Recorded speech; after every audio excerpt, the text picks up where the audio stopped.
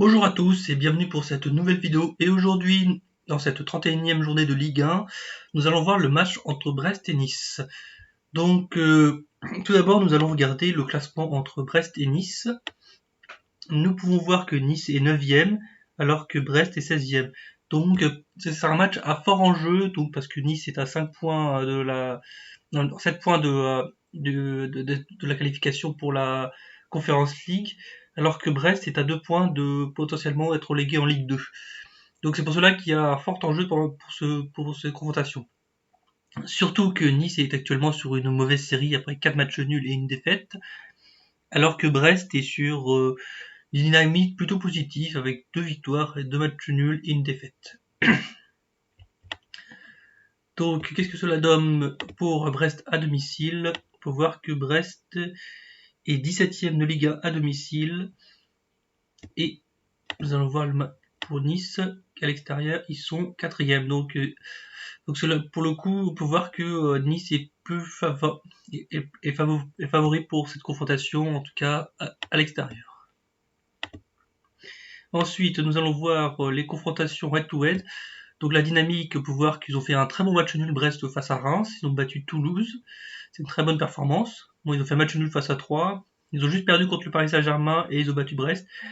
Donc là, on peut voir que Brest est sur une très bonne dynamique.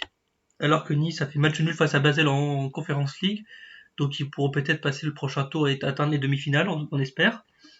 Et Nice a perdu contre le Paris Saint-Germain, bon ça arrive.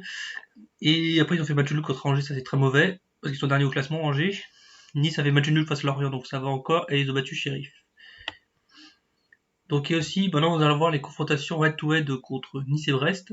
Donc là actuellement on peut voir que c'est plus en faveur de Nice, en tout cas les résultats. Même si le dernier match a été un match fermé avec une victoire seulement 1-0 face à Brest.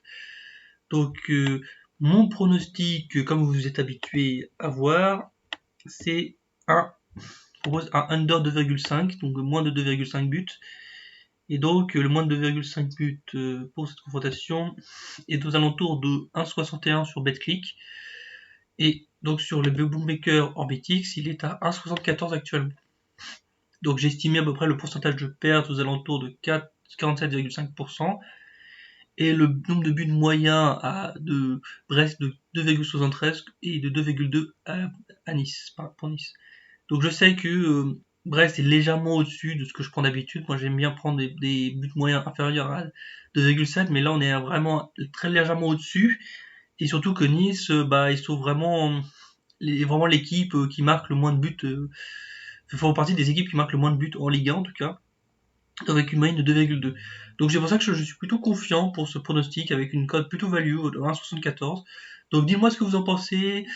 Si vous êtes intéressé pour essayer une stratégie de type under 2,5 avec un ROI aux alentours de 10 à 15%, vous pouvez m'envoyer un mail à thomas@planetparisgagnant, pouvoir tester cette stratégie-là pendant 3 semaines. Et également une session de coaching offert si vous voulez que je vous montre des analyses de différents types de stratégies de type over-under pour pouvoir comment gagner, vous expliquer à peu près, etc.